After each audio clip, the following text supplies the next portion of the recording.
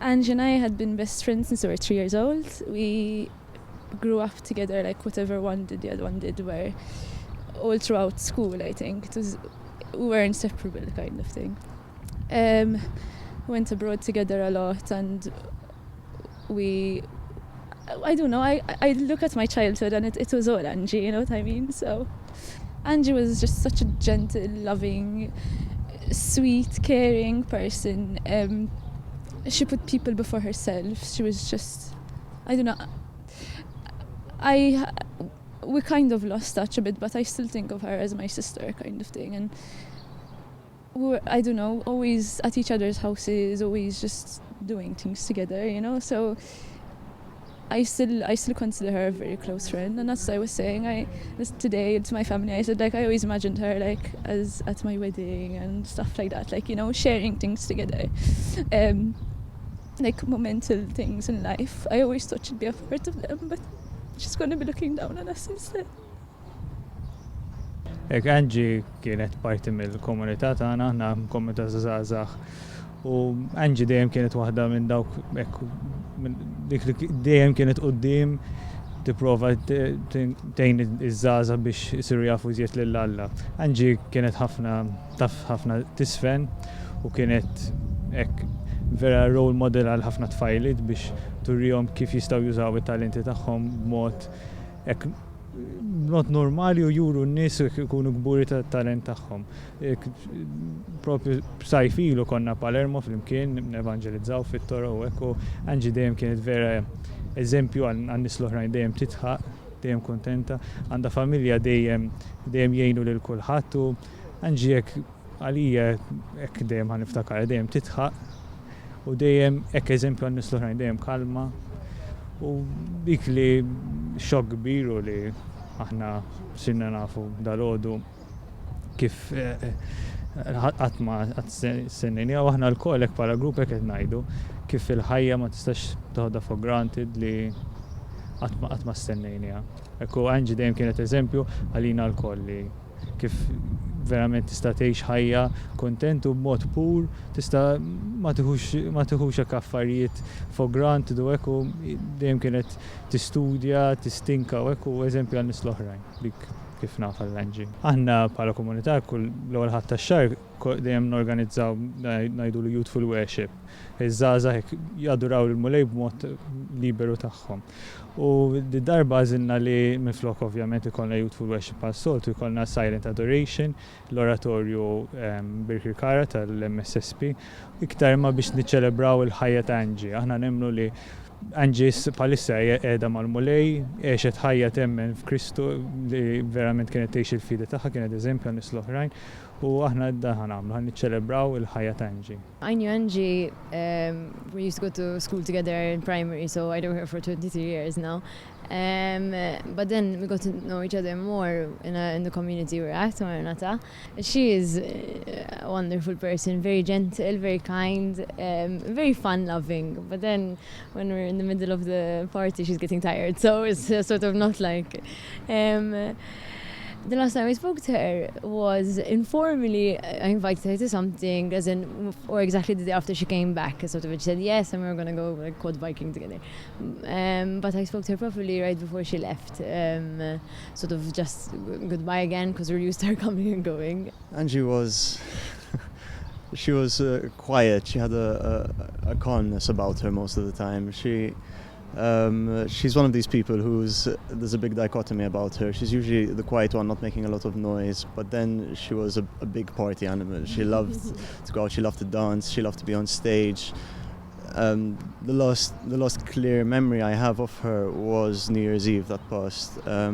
She and even another one of the girls who was in the accident, Molly, they were both here with us for New Year's Eve. And they were just, they were full of life. We spent all night, dancing and partying and everything. And it was typical of Angie, she always looks like she's half asleep during the day, but at night she comes alive and wants to stay out all night. So it was, she was a normal girl her age. L-Angie nafa permezz tal-komunità tagħna, ma fl-istess ħin aħna kienet parti mill-grupp tagħna ta' ħbieb. L-Angie li nafa sajlu kważi 6 snin li nafa sew. Konna sifirna ħafna drabi fl-imkien ukoll, ġifieri aħna kellna ħafna esperjenzi flimkien ta' safar, kienet ħobb is-sifer kif kontu tafu, ġifieri u sifirt ukoll mort nara l-Greċja. Angie għalija kienet persuna li jiena magħha stajt inkun jien. Kienet persuna għal-qalbi ħafna, ġifieri kemm kienet il-Greċja mbagħad marret l-Amerika wkoll. Kont inkellimha ħafna kemm fuq Facebook, kemm fuq Skype. Konna nibqgħu ħafna in contact. U anke f'eżempju l-aħħar ċat li qalt li konna qegħdin nitkellmu ftit flimkien. Qed tara nimissjak biex tal-li anke jekk noħorġu flimkien jekk qed tkun għalija pers li jiena close magħha qed tkun parti integrali mill-grupp. Qalt li iva qalt issa niġi dal-waqt u mmor noħorġu aħna flimkien. Ġifieri ovvjament dik il-ħaġa at this stage ma stax issir imma il-memorja ta' Angie tant kemm għalija hija l-qalbi illi għalkemm m'għadix magħna xorta kull fejn ħammur jiena u kull fejn il-grupp tagħna ħajmur, il-memorja tagħha ħanġorruha magħna. Sensi kienet persuna li avventuruża ħafna u dak is-sens li anke l-biberija tagħna kien ikabbara għax kif qedlek sifirt magħha. Allura fl-istess ħin anke jekk forsi kont nibżew ma kellix aptit, tant kemm kellha sens avventurusi, ma fl-istess ħin kwieta, ġifieri ma kienx hekk din group, she wasn't the loudest of the group. Kien kellha a quiet spirit, imma fl-istess ħin kienet avventuruża. Ara flimkien kien dawn l-avventuri żgħar l-hom jien illi ovvjament ħajibqgħu ħafna qalbi. Minn dejjem poġġiet jisu sens ta' serenità u paċi fija. F'sessin kienet persuna li dejjem għexet il-moment, ġifieri qatt ma beżat tilħaq dak li xtaqet. Naħseb hekk jiena u nirrifletti ngħid kif għandi ngħix ħajti. Jisu għalija kien l-importanti li tilħaq l-ambizzjonijiet tagħha, qatt ma naf li kellha graġis lejħat. Hekk nixtieq li nitgħallem dejjem għandha li naħseb qed tħalli impatt f'ħajti. Il-biberija tagħna li nafa snin qas niftakar darba li ġilidna. Għax anke f'affarijiet tant sempliċi li forsi kont kienu jdejquni kienet tant mhux ma jdejquwix ma tħallihomx jaffettwa b'tali mod illi ma tkunx fil-paċi. Ġifieri mhux qed inkun astratta ta' jew ġifieri vera kienet persuna hekk Angie, xi tant sabiħa li kienet kabbarna anke lilna bħala grupp flimkien. It was in April last we spoke. She was busy with her masters and I was preparing for my exams, but Angie's very calm. She's like, okay, we're going to get it done, we're going to finish. I'm like, oh my God, panic, I have so much to do. She's very lively, she's very adventurous. She kind of sees something she wants and she goes for it, blazing. I met Angie 4 years ago. She's a very private person, but the moments that she chooses to share with you are amazing.